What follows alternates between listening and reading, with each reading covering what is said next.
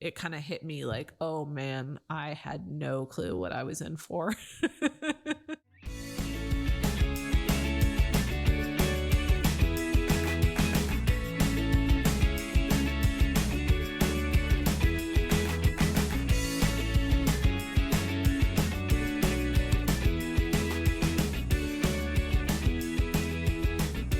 Welcome to the Exploring Washington State podcast. Here's your host, Scott Cowan. Welcome back to the Exploring Washington State podcast. My guest today is Anastasia Allison, the creator of Kula Cloth, amongst many other things. But we're going to start with Kula Cloth, I guess. But can you please give our audience a little bit of your backstory as it applies to Kula Cloth? Yeah, I would love to. Thanks for having me, Scott. Sure. My name is Anastasia. I'm the founder of a small company called Kula Cloth, and I got my start in the outdoor industry, I guess at a young age. I've always loved being outside, hiking, spending time camping. That was always the place where I felt like I could be myself. And growing up, I volunteered for the National Park Service. I had a dream of being a park ranger. And somewhere in college, I sort of got lost from that dream a little bit. I ended up being, strangely enough, a pre-med Latin major, which has nothing to do with anything. I thought that I needed to go to medical school because everybody in my college was going to medical school. So I sort of lost sight of my original dream of being a park ranger. And at the end of college, I was sort of flailing around, wondering what to do. And I was volunteering out at the national park still, this small national park in Pennsylvania called Hopewell Furnace National Historic Site. And I was really feeling lost because I had sort of set myself up with this idea that I was going to go to medical school, but there was a part of my heart that was just telling me, no, this isn't really what you want to do. This is what you think that it's going to make other people happy. And the superintendent of the national park said to me, what do you want to do, Anastasia? And I said, I want to do this for a living. I just want to be here at the park. And he said, well, why don't you go to school to become a park ranger? And it was sort of like a lightning bolt hit me. And I remembered, oh, wait, that's right. That had been my plan all along. So I started looking into police academies that would certify me to be a park ranger. At the time, this was a few years after 9/11, and most national parks were not hiring interpretive rangers, but you could apply to be a law enforcement ranger. So I ended up going to a police academy and becoming a law enforcement ranger, which was really my dream. I moved to Washington State from Pennsylvania and was just totally enthralled and awestruck by the mountains here, and got out here, started working on the Hood Canal at a park where I became a ranger and spent all of my time hiking and backpacking. And it was around that time that I got affiliated with an organization called Washington Outdoor Women. It's a nonprofit. And I started teaching a beginner's backpacking class for women, teaching people who had never gone backpacking how to backpack. And I was out on a personal backpacking trip in the Alpine Lakes wilderness. And I remember coming around this tree. It was beautiful and picturesque right at sunset. And I walked around this tree and there was just this giant heap of toilet paper laying there. And I remember thinking ugh, that's disgusting. So I went home after that trip and I did a quick Google search for leave no trace options for toilet paper. And I came across this article talking about the idea of using a bandana or a piece of a t-shirt as a pee cloth. And I remember thinking, that is the most disgusting thing I've ever heard. Who would do that? That is gross. But I was a backpacking instructor, so I thought, well, I should at least try it. And if I like it, maybe it's something I could recommend to my backpacking students. So I bought this piece of fabric on Amazon, I think, started carrying it around as a pea cloth, and I was shocked to discover how much I loved it because it was saving me from carrying in and out a ton of toilet paper. I felt more comfortable while I was hiking, especially when I was out there for 5 or 6 days. Mm-hmm. And I just loved it. And I was on a personal backpacking trip with my husband, Aaron, in 2016. We did a route in Wyoming called the Wind River High Route. And I was taking photographs of my pea cloth in beautiful locations at sunset. And the reason that I was doing this, I don't know what this says about me as a friend. So just take it for what it's worth.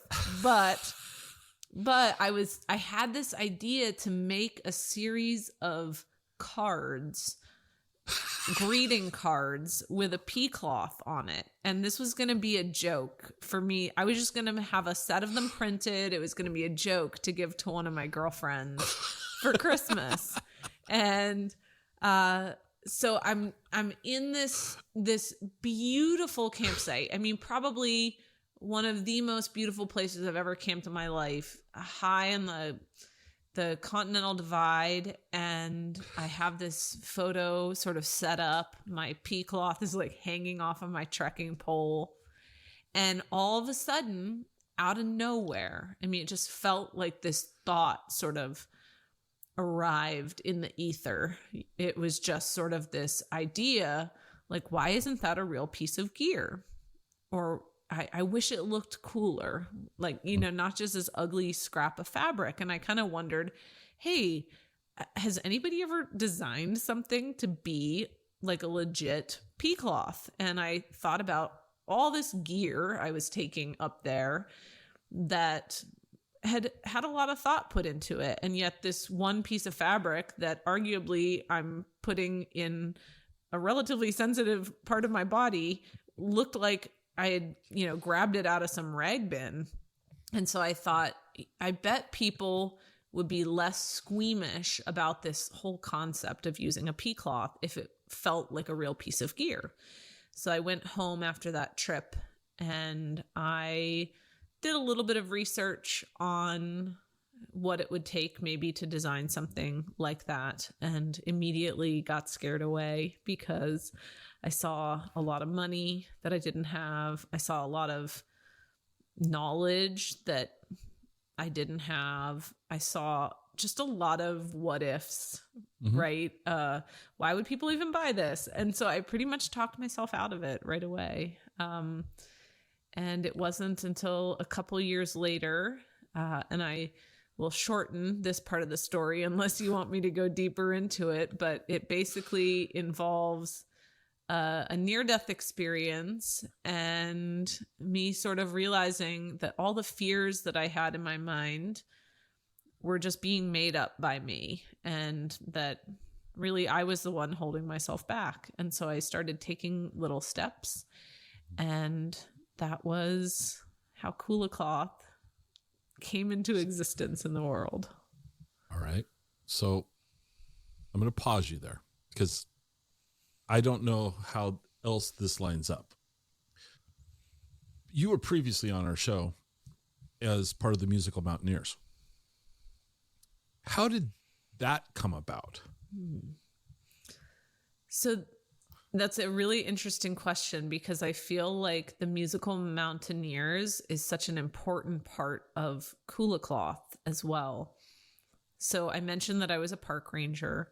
What I failed to mention is that I got laid off from being a park ranger back in 2011, and I took a job as a railroad police officer in 2012.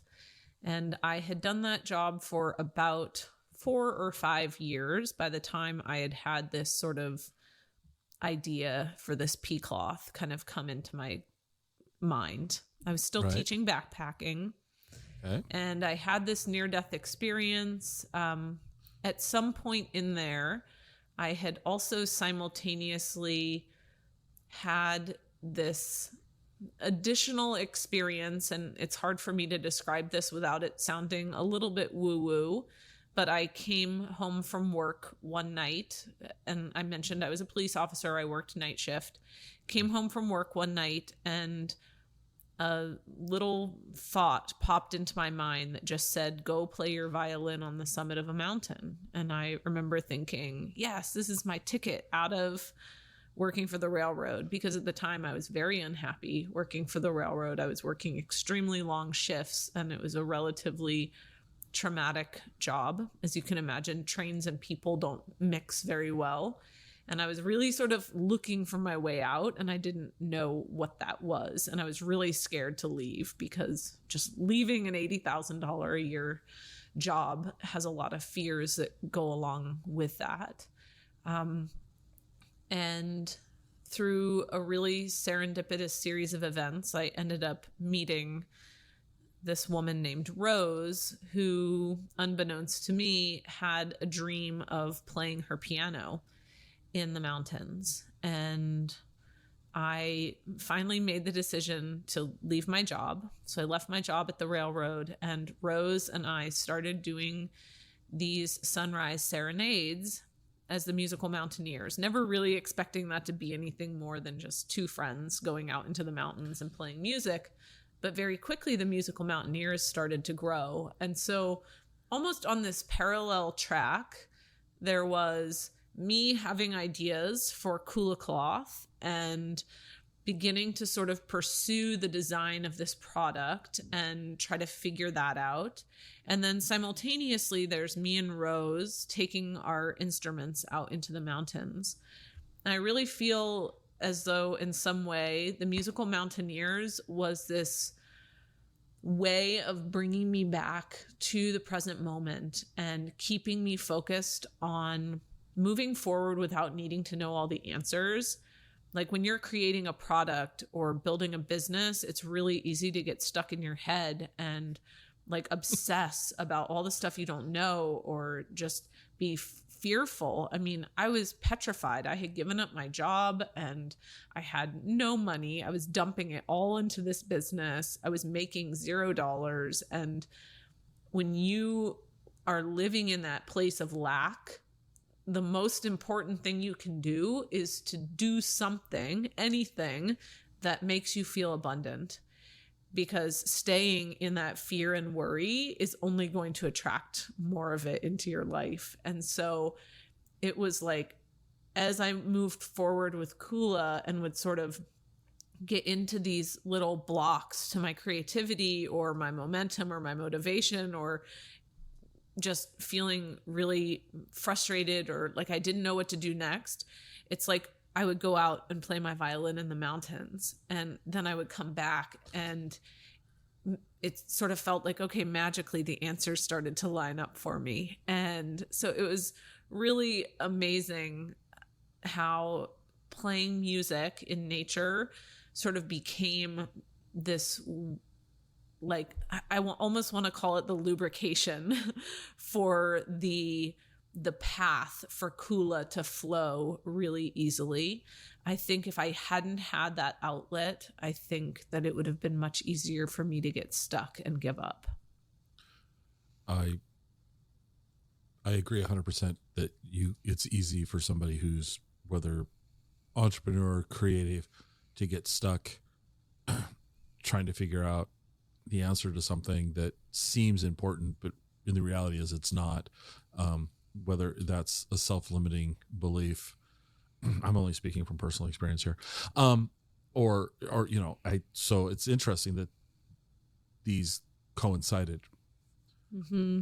Yeah, I don't think that Kula could exist if it had not been for the musical Mountaineers, really. Okay. I think that's what got me through those really early stages of entrepreneurship where everything feels so raw and impossible, right? Because it's this dream you have and you tell people about it. And in those early stages, people give you very well-meaning advice, but most of the time it is very fear-based.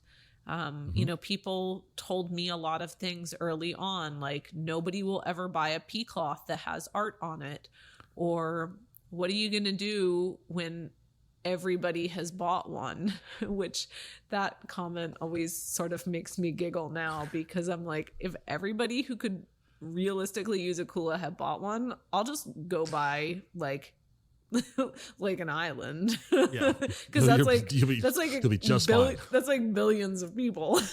You'll be just fine. Even if 10% of the world's female population buys, you're just fine. Yeah. And it's so people also, they, would ask like, oh, what's your business plan? Or, and it's interesting because it would have been easy, I think, to talk myself out of it and tell myself, when you're spending thousands of dollars that you don't have on fabric, it would be easy to just be like, what am I doing? And especially on a piece of fabric that's meant to absorb urine. I mean, I remember just laying on the couch in our house, like sobbing, like, what have I done? I gave up my job literally for a piece of fabric that is designed to absorb urine. Like, I had this idea that when this product launched, I was either going to be sort of the laughing stock of the outdoor industry, or people would be like, oh, Anastasia, this is brilliant. And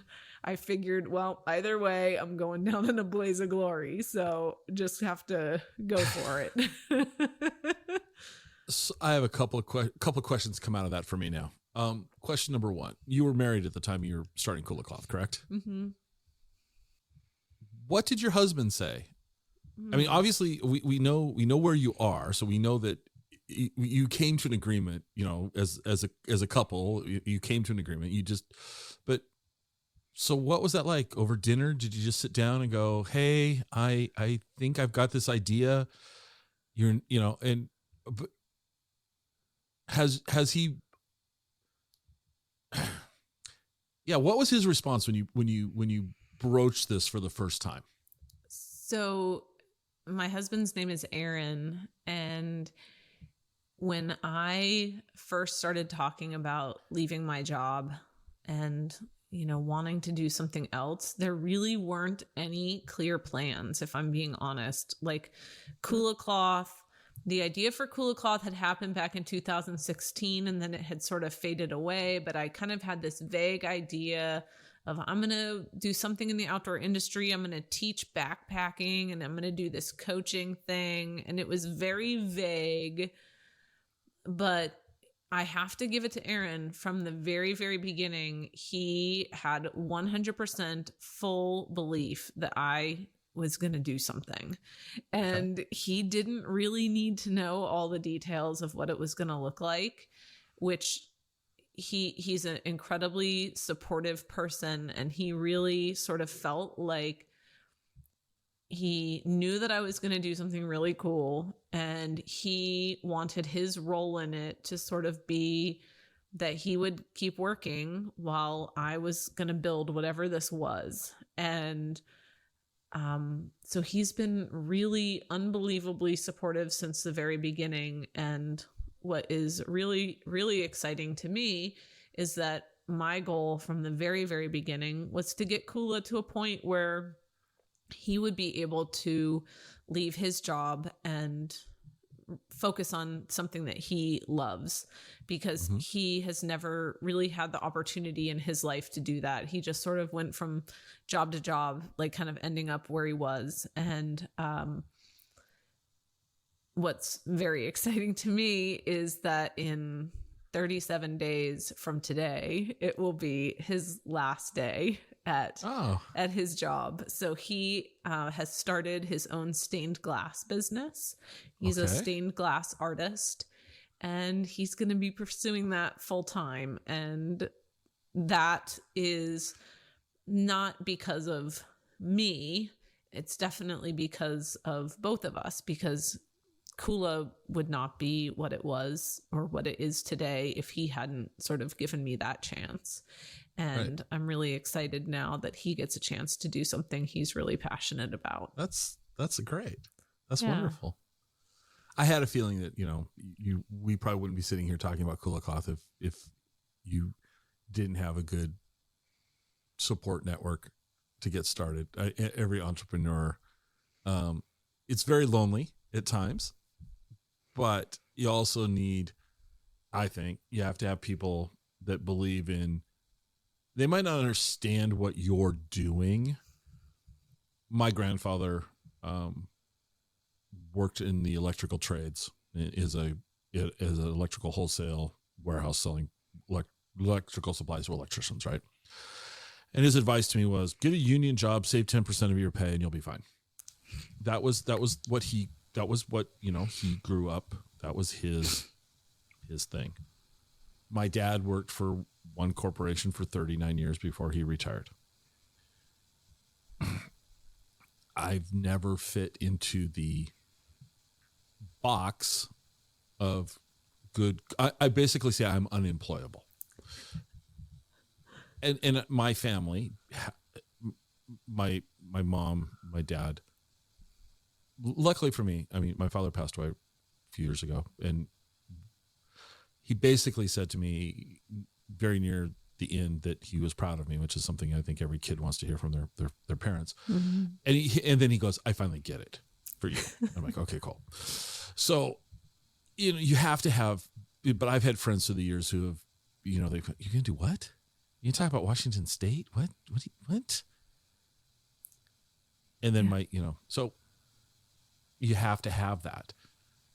You do. And even when you do have it, I think what you said about it being lonely at times is also still true, because as the entrepreneur and somebody who has been gifted an idea, right? You almost have this compulsion to like bring this thing to life, and mm-hmm. nobody else has that in their mind like you do.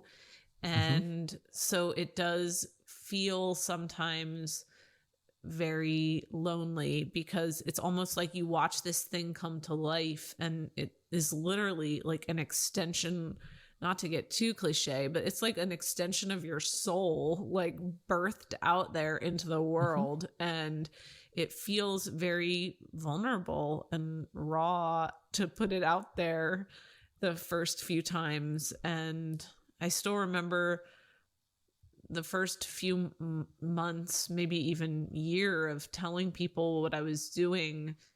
And it was like the vision I had for myself and what I wanted to do wasn't quite matched up yet with like what I was actually doing. And so every mm-hmm. time I would tell people that I worked in the outdoor industry or what I did, I felt like I was might as well have just been putting a sock in my mouth, because I felt like such a fraud at first. Like, who am I to do this? And it was easy to like look at other people who were on day 10,000 of their journey, and here I am mm-hmm. on day 1, and right. feel like such a failure. And really, I had to get out of that comparison mind and into a more collaborative, creative spirit. And the more and more you do that, then it's like you get this momentum going. And the people that you once thought were your quote unquote competition, a lot of times they're the first ones who, when you're really like going for it and they can see that, like they're the first ones who will be there to uplift you. And mm-hmm. that's really exciting. I think to keep us within the navigational beacons of time for this episode, I'm gonna do you a disservice, and we're not going to talk about the conceptualization, getting it to market. We're going to just skip over that. Perfect. Okay, poof, done. There was no problems. You had an idea. It worked flawlessly. Flawless. Nothing went wrong. Nothing went wrong. It was amazing. Right. We'll have you back on another episode for like blooper reel, and we'll talk about all the things that went wrong. Okay. But I'd like you to think about the day you went public with product to sell. What happened that day? Because how did you bring Kula to market? What was your first? And I'm not talking about prototypes that you gave to friends or industry people, but it's the retail product. Anybody with with money can buy your product. It's available to the public. Yeah. What was that day like? Well, I felt sick for most of the day, if I'm being completely honest, like literally nauseous, pit in my stomach. I was about to tell people about this thing that I had poured my heart and soul into, lost sleep over, cried over, everything over. And the scariest part for me was that I decided to launch Kula Cloth as a pre-sale because I really didn't have the funding to do that first run of products. And so I thought, well, I'll sort of do like my own version of a Kickstarter, except without using the Kickstarter platform. I'll just try to get it out there organically. And so I had a factory in Pennsylvania who was going to make the product for me. And I was sort of all set up on the manufacturing side of things. I had sourced all the materials, like everything was good to go. I think sort of. And I made the website live, and I just remember I was sitting in my guest bedroom and I just hit like make website live. And I just remember like I was barely able to breathe, like as if anybody was going to see the website in the first minute, right? Nobody even knew it existed. And I went on to my personal Facebook account because that was really the only social media that I had. I don't even know if I had started an Instagram yet. I went on to social media or to Facebook, and I did this post saying, hey, this is what I've done. I created this product and it's available for pre-sale. And I remember that within the first 1 minute of me launching that on Facebook, I had my first order. And what was exciting about it was that I previously mentioned that people were either going to say that I was sort of the laughingstock of the outdoor industry or that I was brilliant. And the person who placed the order, she also commented on my Facebook post, and her entire comment to me was just, Anastasia, you're brilliant. And all of a sudden it was like this incredible release, right? Of like, oh my gosh, like I got to this point, and then it felt like this deciding moment of like, what's going to happen? And then it was like this incredible feeling of like validation that I wasn't totally nuts for thinking that this was a good idea. Because to me, the Kula Cloth felt like a great idea, but I didn't really know until that moment if other people were going to get it or not. And I ended up having about 850 pre-orders. That's what helped fund the very first run of Kula Cloths. And it was sort of off to the races after that. And it's been, it's just been sort of nonstop now for the past, I guess I launched the company in July of 2018. Okay. Yeah. So you're coming up on 4 years. Coming up on 4 years. Yeah. When did you start doing custom artwork? So we launched our first artist series, I believe it was in February of 2019. Now, the way in which we did that was slightly different than how we do now. Originally, I only had the ability to print on rolls of fabric. So that meant that you had to use these repeating patterns, which really limits the art you can put onto a product. I later found another factory to work with in Colorado that has the ability to do these one-off sublimations. And sublimation is just a type of printing on fabric. But instead of needing to print on a massive roll of fabric, they were able to print individually on each Kula cloth. And that opened up a whole door of possibilities for me because we're able to do these custom orders. We're able to do these one-offs. So it looks like a single painting on the Kula cloth, which is much more accessible for artists and designers because creating a repeating pattern is pretty technical and it really limits your design. So we started doing the OneOff artist series. I believe it was probably sometime in mid 2019, and gradually we've really grown that area of the company as well. And then since then, I've even purchased an in-house small sublimation printer and heat press, so we're able to make very, very limited designs. So people can now go on our website and just buy like a one-off. Like if you want your photograph printed on a Kula cloth, you could have that. Or maybe a photo of somebody you don't like. I could see a whole line of lots of things there. Oh, okay. Yeah. We have a lot of fun with it. So in layman's terms, is this almost like a commercial grade cricket machine? It is. So the sublimation machine is probably similar-ish to a cricket machine. It essentially what it's doing is it's printing with a special type of ink on a special type of paper.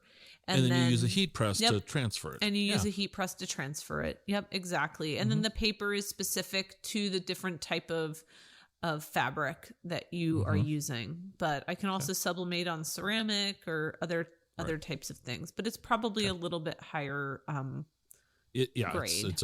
It's a commercial version versus a hobbyist machine. Okay. I don't normally ask business owners specific numbers. I'd like to ask you a specific number here, and you can decline to answer it. But what is your number one selling design? I would say that our number one selling design right now is probably, we have a print called Twinkle Tent, and it's a really cute, fun, sort of bright colored print with tents and twinkle lights on it. And that one is consistently popular and has been since we've released it. That was the print that REI purchased. And so people just really resonate to that one. And the artist series prints, we do those in pretty limited batches. The highest quantity of those that we usually do is around 1,000 per print, but most often it's less than that. So, but with some of our stock prints, like the Twinkle Tent print, we're printing that in large rolls of fabric. And so we have the capacity to make thousands and thousands and thousands of them versus much smaller quantities of the artist series. All right. So now the flip side to that question is, what was a great idea? This was going to be a great Kula cloth. This one's going to be, and it just didn't take off. It just didn't sell like you and the team thought it would sell. It's so interesting to see what prints sell when and where. Like Stealth, that's just black fabric. That one, you would think that it's not super popular because it's like kind of boring, but that one actually is pretty popular. For a time period, we had a plain gray Kula that was called Stone. And I would say that was probably our least popular one. We also had one called Tarn, and it was just plain blue. It was very boring, and that was not very popular. Well, see, like the black one though, you could market it as discreet. It is, and that's why I call it Stealth, because not everybody out there necessarily wants people to know what that thing is hanging off of their backpack. And the traditional Kulas, they're very bright and colorful, and they sort of invite conversation, whereas the Stealth Kula, nobody really even notices that it's there. So going to go back to that first day with the comment the person said you were brilliant, and you sold 800 and some pre-sales. How much after that? When did you realize? When did you wake up and go, I actually have a real business here? This is not just a project. You know what I'm saying? It's like, if you could sell 1,000 one time, that's not a business. It's a successful project. Yeah. When did you realize, wow, this is really a viable business? There's a pretty specific moment for that. And I believe it was when I started getting customer service emails, because in my mind, I had put so much effort into shipping this product out, creating the product, getting it out there. And I sent out all these pre-orders, and there it went. There it goes out into the world. And what I hadn't really thought about was that, okay, you've just sent something to another human. You have had a transaction, and there's now a relationship that doesn't just disappear. And there might be a problem that customer has. Like maybe it gets damaged in the mail, or maybe it gets lost, or maybe they decide they want to change it out for something different. They want a different print. And it was when these customer service emails started rolling in that I was blissfully unprepared for with my Gmail account, that all of a sudden I was like, oh my gosh, like I have to manage this all the time. I'm not messing around anymore. This was not just like a one-time thing where I send stuff out and now that's it. Good job, Anastasia. You're done. This is not going to end. And I would start to see the orders come in. People would post about it on social media. More orders would come in. And then all of a sudden I started to find myself really juggling things and having to do stuff all the time. And that's when it kind of hit me like, oh man, I had no clue what I was in for. And the truth of it is, if you would have known what you're in for, you probably wouldn't have done it. Yeah, probably not. You probably would have been way too much work. So at the time that we're recording this is basically April of 2022. I don't know if you know the exact number, so we'll allow you to say approximately. Approximately how many different designs are you currently selling? And you can cheat and look at your website. It's okay. Oh my gosh. Yeah, I was literally about to cheat and look at my website. I think we have It's an open book interview. Okay, good. If it's open book. Well, I just looked at my website and it says that we have 56 different products on there. 56. Now, not all of those are Kulas, I will say. We do have one of the things that we added to Kula Cloth was we added something called the Kula Marketplace, which is something that I'm pretty proud of. It's a marketplace that features products that are made by members of the Kula community, other small businesses, and so we've featured different items that are not necessarily Kula Cloths. And then I think we have a couple joke items for sale on our website too that nobody will ever buy because I've priced them at about $100,000 each. So I'm on your website now too, so I have to wait a second. But yeah, 56 different items. And when I started, I had two items. I had Galaxy Cloth, Galaxy print Kula Cloth, and I had a print called Nice Axe, which had an ice axe on it. And I had those two prints, and that was it. I haven't clicked into the item, but we're going to talk about two items. Okay. Number one, I'd like you to explain to me the hand-forged sustainable Kula Cloth display branch. What is the process that those are sourced? Well, okay, so the hand-forged sustainable Kula Cloth display branch is, I will preface this by saying that it's for sale on our website for $3,800. And it is a joke. It is a branch that I found in my backyard and took a photo of. So it's a one of a kind. It's a one of a kind. It is a item. one of a kind branch forged by me. And it was listed on the website as part of a social media spoof that we did, sort of turning our brand into a luxury brand. We had a friend of ours is an artist, and she designed this sort of high-end vibe for Kula Cloth just to be funny. And so we basically listed these two items as a joke, and people started writing reviews about them. And I'm reading the reviews. This is hysterical. the reviews are literally priceless, and that's the reason we keep them up there, is because I will say if somebody buys a $100,000 Kula Cloth, I am fully prepared to offer them a refund on that. Well, okay, so that's the other product. So you're offering a Kula Cloth for premium urinators. Yes, priced at $100,000. Yeah, nobody has bought one yet, which is a real disappointment, because I've thought to myself, all I really have to do is sell one of those. Well, I appreciate the fact that it's not recommended for use on anything smaller than a 50-foot yacht. Yeah. 20,000 thread count.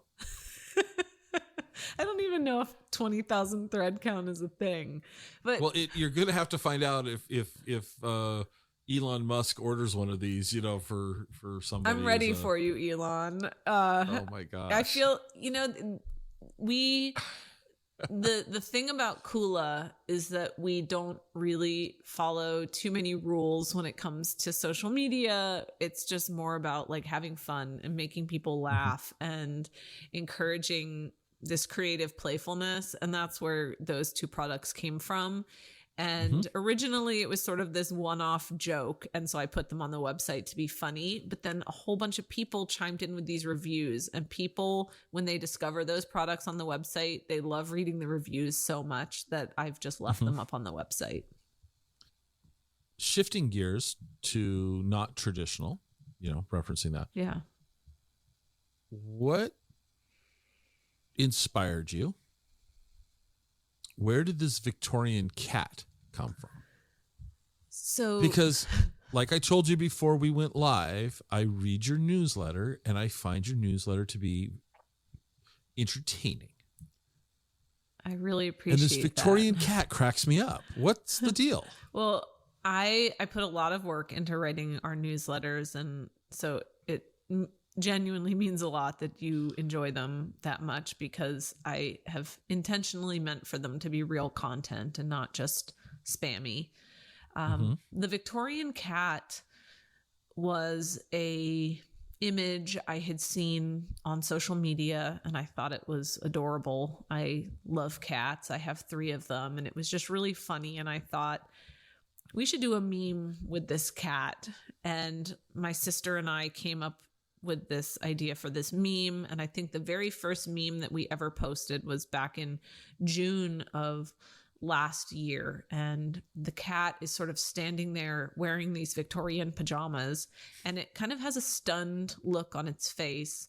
And I think our caption was the look on your face when somebody grabs your Kula Cloth off your backpack. It was something silly like that. And people really liked it. And the next day, we were trying to come up with content to post the next day. My sister helps me run social media, and we are both very much people who cannot work with like a social media content calendar. We're very like in the creative flow type of creation.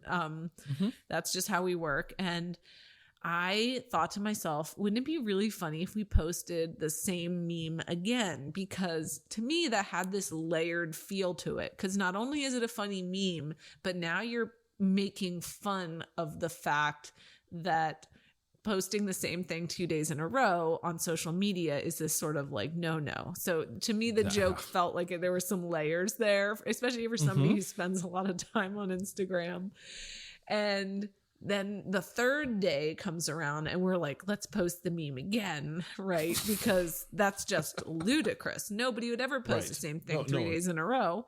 And so we did it, and the Victorian cat kind of started to take on a life of its own, and people love this cat. And they really, it was like Kula and the creepy Victorian cat sort of merged into one. And the amount of laughter and like camaraderie and humor and playfulness that really emerged out of this cat was really shocking to me.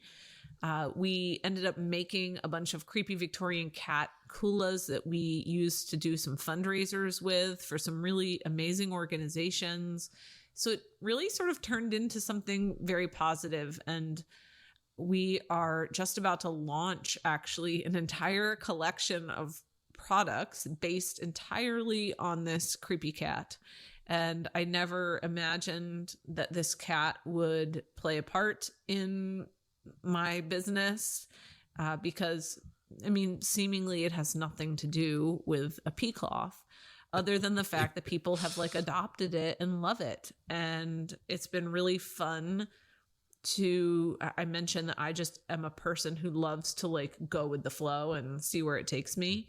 And I think had I had a structured plan, it wouldn't have left things open for like this very unexpected path. And I've just loved doing everything with this silly cat, and people really like the cat and it makes them smile. And I think ultimately to me, what the cat represents is connection. Like if you have a thing for this creepy cat and you see somebody else with that creepy cat, it's like an instant, like a connection on like a real human level that you can have.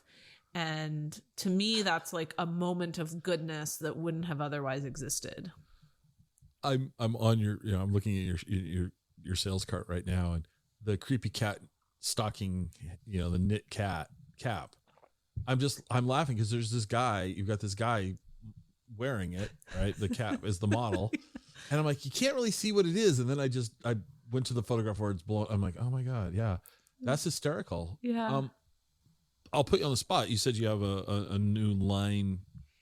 Can you share more about that at this time? Or is absolutely that still secret? No, it's not secret at all. We have, so we have two different kulas with an original painting of the creepy Victorian cat, who's done by our creative director, Amanda McIntyre. So she did this beautiful painting of the creepy cat and made this beautiful background for it. And so we have two different kulas. We worked with the folks at Pride Socks to create our own creepy Victorian cat socks. So these are like socks with this beautiful design on it and then a creepy cat on both sides. We have a pair of pants, jogging. So I'm into dancing big time. Mm-hmm. And this is a pair of joggers that was designed by my good friend Mallory, who owns a apparel company called Ewer. She's based out of Missoula, Montana. And they helped us create a pair, I'm calling them the creepy Victorian cat dance pants, but they're a pair of joggers with creepy cats and bright colors and patterns all over it. And then we have a small selection of backpacking food cozies with the pattern on it as well. And then the last sort of, I guess the biggest piece in the collection, and there's only two of them available. I have a friend who started an ultralight quilt making business, and these are like technical quilts to go backpacking with. And she had custom fabric printed and made two ultralight technical quilts that have the creepy cat on them. So we're going to be selling these two sleeping bags. And so this is the little collection that's going to be launching, and I'm really excited to see all of these creepy cats getting out into the world. I love just thinking about the people who will be wearing these items or using them, and like the conversations and the laughter that will surround those moments. Right. And to me, that is the really exciting part of it. So yeah, it's been fun to put it together and figure out how to like launch a collection, because that's something I've never really done before. It's usually just like individual products, and this will be interesting to see how my tiny team handles fulfilling a bunch of orders in one day. So when do these drop? They drop on Tuesday, the 26th at 11 a.m. Pacific time. Of April? Of April, yeah. Okay, so this will go out after that. Sorry, folks, if you're hearing about this now, they're gone. Yeah. You have to wait till the next time. Get the newsletter, follow along. Creepy Cat. Creepy Cat. There will be more Creepy Cat. He's not going anywhere. Kula Academy. Yeah. How did that come about? So the Kula Academy it started out as a virtual learning platform. And as the world has reopened a little bit, we've been able to do some smaller in-person events. But the Kula Academy really started during COVID. We had a large-scale in-person event in October of 2019 called Kula Palooza, and we held that at the North Cascades Institute. It was really successful. We were really excited to start doing more in-person events. Yay! And then March 2020 happened, and that didn't allow us to do any in-person events. And we were trying to come up with ways to really bring people together. And the woman that helps us with events is a woman named Allison who helps coordinate, who basically does coordinate the Academy now. And we came up with this idea to play online Pictionary. And so we just put it out there on social media. Hey, free online Pictionary game. And it was so much fun. People loved it. And we decided to do it again. And so we started doing these monthly free Pictionary games. And then at some point, we started asking people to teach classes. And in the time that the Kula Academy has existed, I think we've hosted close to 400 different events, I believe. Wow. Yeah, we've hosted just a tremendous amount of events over the past few years. Everything from painting to backcountry cooking, to hula hooping. We have a book club that meets twice a month. We have a dance experiment that meets daily where we get together and dance. We have a self-defense class coming up. We have, we're now doing whitewater rafting. We have hiking meetups. We're trying to start doing those all over the country as we sort of get more and more people within the community who want to lead those types of trips for us. But the idea with the Kula Academy really was, in the beginning especially, was just to connect with other people, because so many people were really isolated during COVID. And I think that the mission of that has stayed the same. It's to provide these classes that give people the chance to connect more deeply, not only with themselves, but also with others, and really to be a place where people feel like they belong without needing any particular amount of experience or expertise. To me, the subject matter of the class is not what I am particularly focused on. It's more about like, what's the connection that person can get from taking a class? Like, are they going to walk away feeling something elevated about themselves or about others, about the planet? And so it has become this sort of fun assortment of classes that, we have people from all over the world who dance with us every single day, or, take a painting class. And it's been really fun to see that grow. I think the thing that I've really liked about it is that because we've built the Academy in the way that we have, it has allowed us to reach more people than if we were only doing like in-person events. Obviously, you can only have so many people show up and you're limited by time. But when you start doing some of these virtual events, like I think one of my dance classes, we had close to 300 people registered to dance virtually with me. And that kind of stuff really excites me. Like giving people a surprising, like they come to Kula because of a pea cloth, right? And it's my hope that they leave with a lot more than just a piece of gear. You've mentioned dancing. Please elaborate. Yeah. I hope you have another 3 hours for this episode. I'm kidding. We've got time. We got time. So, but how did that get started? Yeah. So back in this was the end of 2020, I was actually making a promotional video for the Kula Academy on Instagram, mostly as a joke. And I was pretending to be one of Britney Spears' backup dancers.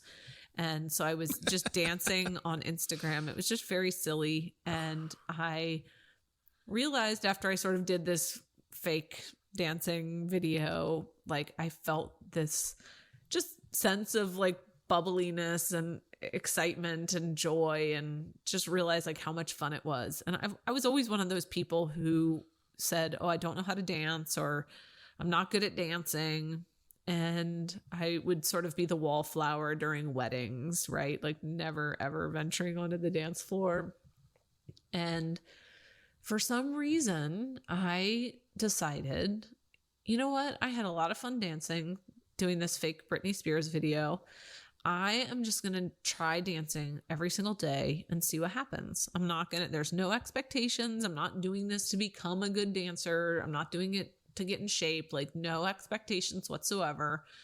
I'm just going to see what happens. And so I started dancing every day. I would do it for about 20 minutes and I would film little clips of it and share it on Instagram. I don't know why, because I was terrified to do it. In the beginning, I kind of made it a joke because I thought, well, everybody's going to be laughing at me anyway.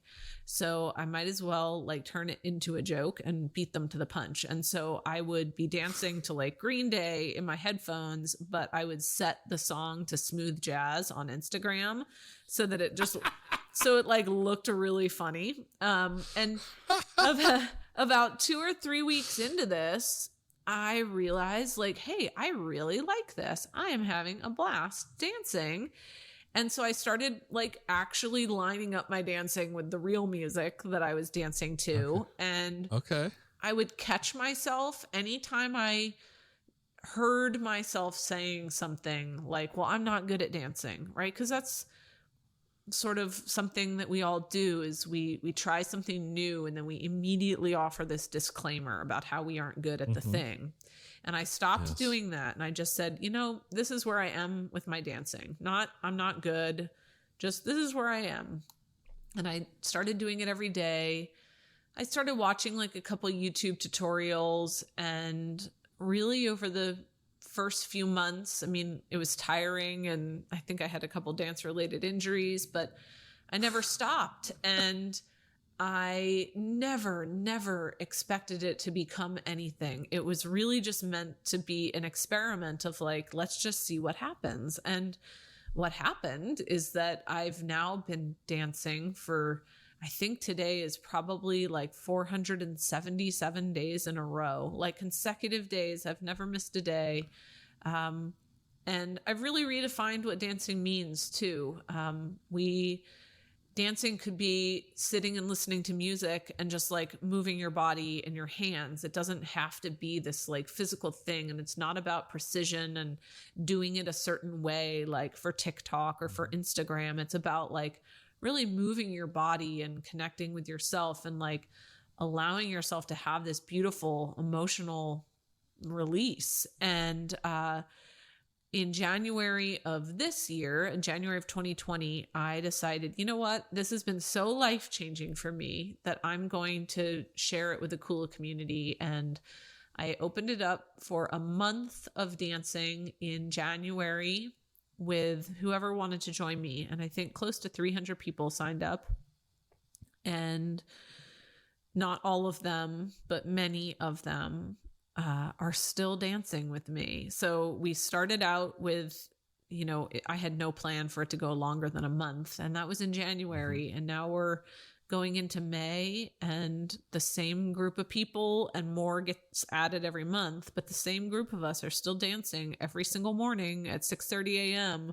We meet on Zoom, and I have hired 5 additional people who help lead the dance class, in addition to myself. So I lead it twice a week. And then these other 5 women who help me out, they lead it the other 5 days. And we've built this like beautiful little community around dancing together.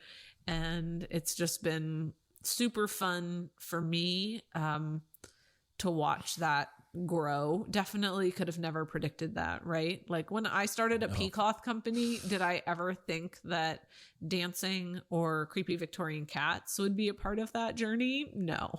It wasn't on your business plan that you took to the Small Business Association and said, hey, what do you think of this? And that is exactly why I didn't do that, because if I had written out a business plan, it would have been so boring. And I love how open I have been to like all the possibilities. I feel like when you sort of box yourself into this idea, and I'm not telling people don't plan or don't write a business plan. Absolutely. If you want to do that and it's helpful, but also somewhere in your business plan, like don't be so linear that you can't be open to like the infinite things that could help your business grow.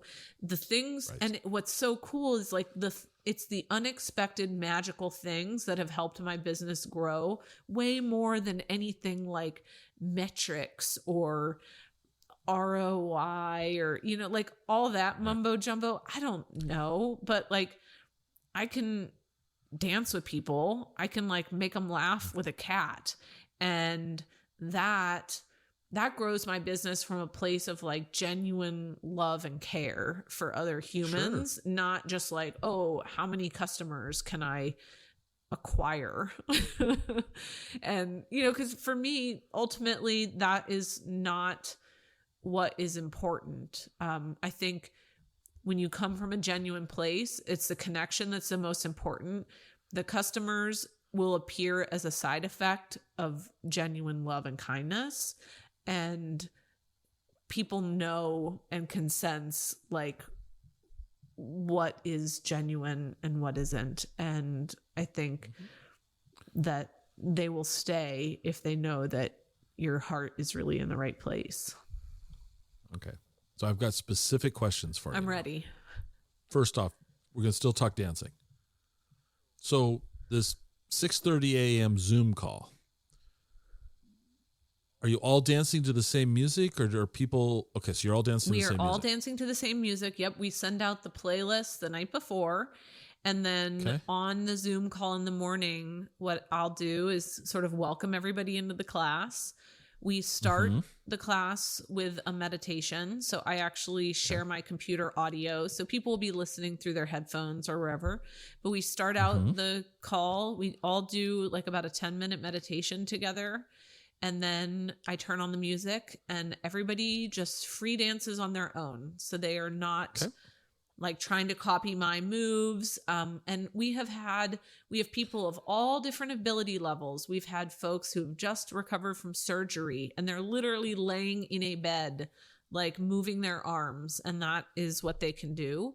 And I think that's what I really enjoy about the class is it's like everybody's just on their own pace. They don't have to turn their cameras on. Some people do, they like to, but you don't have to. All right. Who makes the playlist? We call them joy facilitators. So it would be myself and the other 5 women who lead the class. We all make the playlists, and Sometimes they have fun themes to them. Okay. Sometimes they don't, but they're always like very energized. So do you have a playlist available to you that you could read off maybe today's or tomorrow? Because remember, tomorrow is already in the past because this is being recorded. Yeah, I would love to. So tomorrow we're actually doing 8 songs tomorrow. So we have 23 minutes and 25 seconds of dancing. We have a song called Life's Too Short by Two Friends and Fitz. We have a song called I Got a Feeling by Felix Jane. A song called Move Yourself by Midnight Riot.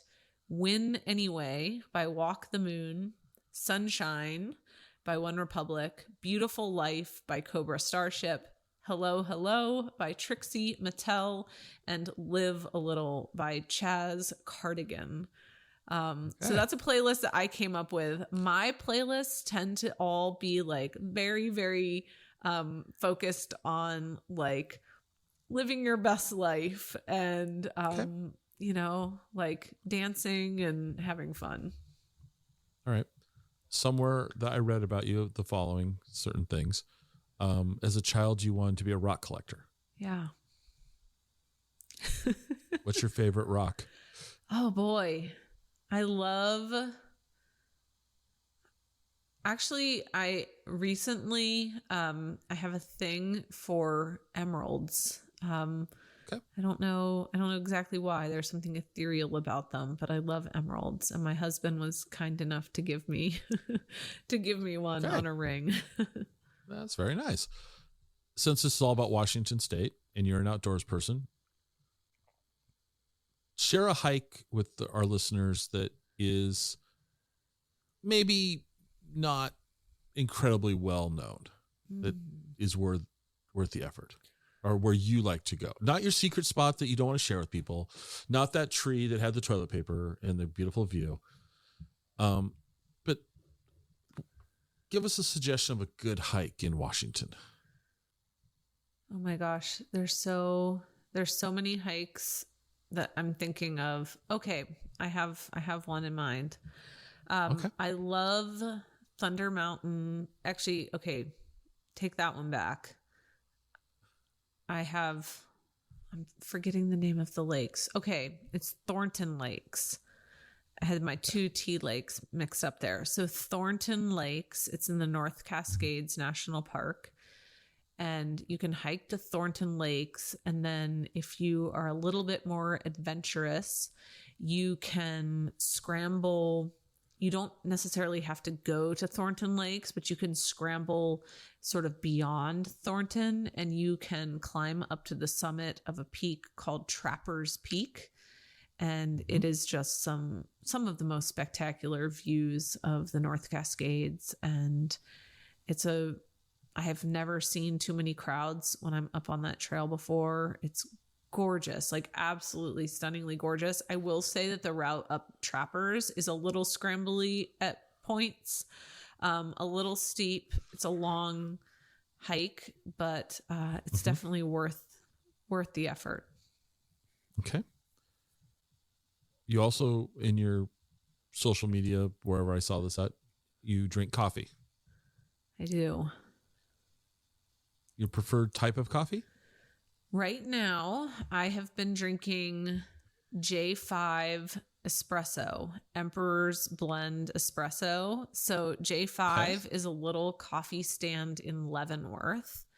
And if you've never been to J5, you should absolutely go. It's probably one of my favorite coffee places in Leavenworth, or in Washington rather.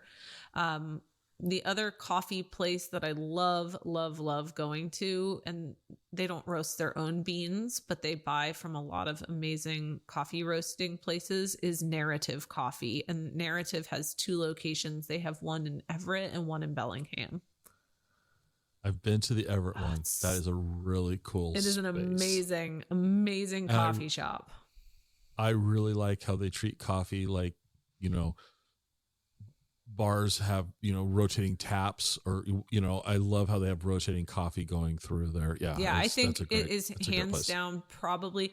I would say J5 is fantastic. I think Narrative is like, if you want to have like a next level coffee experience, then go to Narrative.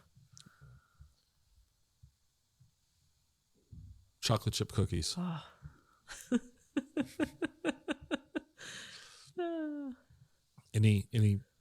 Any places you want to share? Well, I make them. Okay. And I'm so partial to mine that I've sort of ruined myself to any other brands. In fact, I have tried some very well-known chocolate chip cookies, and I don't want to badmouth any brands, but I was highly disappointed in some like professionally baked chocolate chip cookies before. And I have sort of over the past decade or so, I've kind of turned chocolate chip cookie baking into an art form, and I have kind of perfected my own recipe, and I think it's really ruined me to every other cookie in existence. Let me ask you about a commercially available chocolate chip cookie. Yeah. Chips Ahoy. Oh, no, those are too crunchy.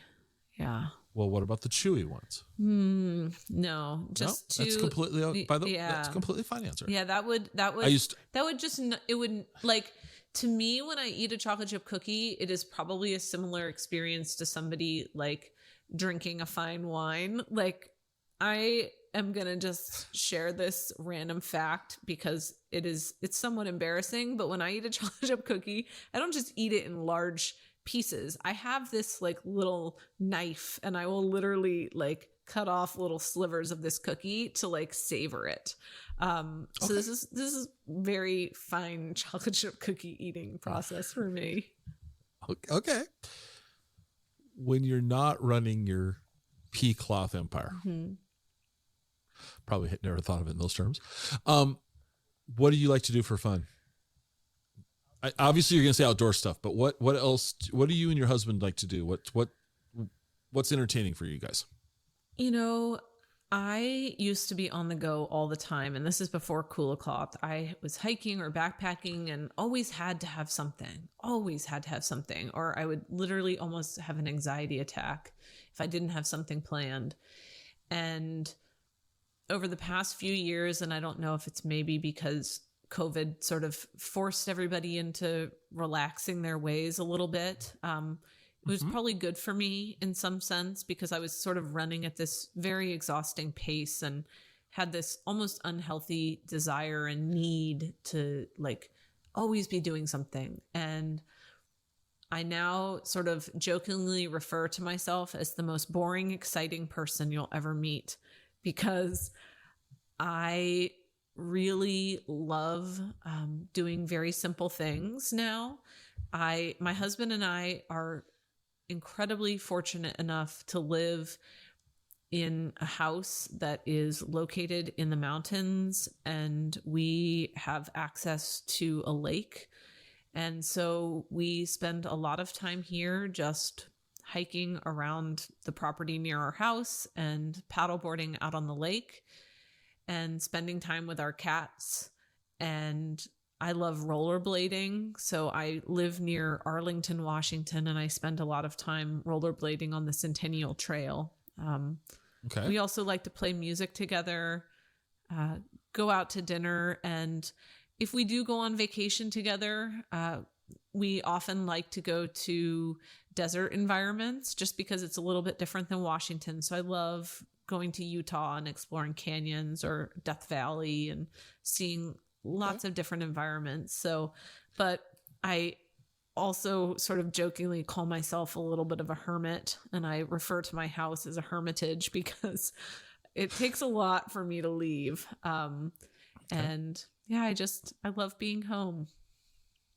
Okay. Last personal preference question. pizza or tacos? Pizza, 100%. If I could pick one food to eat the rest of my life and I didn't have a choice, like I could not eat anything else, it would hands down be pizza. I love pizza. What is your go-to pizza toppings?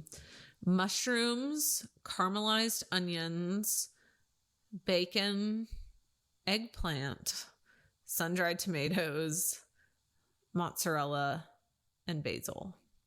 And I love making my own sourdough pizza crust. Pineapple on a pizza? Yay or nay? I don't personally put it on mine usually, but I will eat it on a pizza. You get the last two questions. Okay. Where can people find out more about you and about Kula Cloth? So you can find me and Kula both on Instagram at Kula Cloth. That's KulaCloth. My personal Instagram is just my first and last name, Anastasia.Allison. That's where I share a lot of just personal stuff and dancing. And our website is just kulacloth.com. We're easy to find. All right. What didn't I ask you that I should have? I think you asked me everything and then some, and gave me some fun questions to think about that I wasn't expecting. So I feel like any interview where I've talked about Kula, dancing, musical Mountaineers, cookies, and pizza, like that is up there on like best podcast interview of my life. Well, don't forget the creepy cat. And the creepy cat. We talk creepy cat too. Come on now. This is like the penultimate interview, I think. Like I feel like I've peaked. There we go. Well, I really appreciate you taking the time to play along and answer the questions. And you've been a great guest. And I'm looking forward to the next newsletter and seeing what. Oh, I know what I didn't ask you that I should have. Well, what's next for Kula? What's the next couple years look like? So I'm gonna have to quote Herman Melville here, because I sort of live by this quote. It's my favorite quote from Moby Dick. And he wrote, "I know not all that may be coming, but be it what it will, I'll go to it laughing." And I think that's sort of I have visions for where Kula is headed. I don't necessarily know all the pieces. I would say one big tangible thing that I am sort of actively wanting for Kula in the next couple of years is a physical space, like a real building that Kula owns. Right now, we're running out of addition to a shop. And I would love to own a little building and like have a little dance studio and a little art gallery in it. So that's something I'm working on. And otherwise, I'm just excited to watch it grow into what it wants to become, as maybe corny as that sounds. Okay. Well, I'm not going to ask the other question because we didn't talk about how you named the company. People will just have to look elsewhere and find that information because I know it's out there. It's on the website. Exactly. Go visit the website. If you're curious why it's called Kula Cloth, go to the website. Again, thank you so much. This was a lot of fun. And like I said, I'm waiting for the next newsletter. Thanks so much for having me, Scott.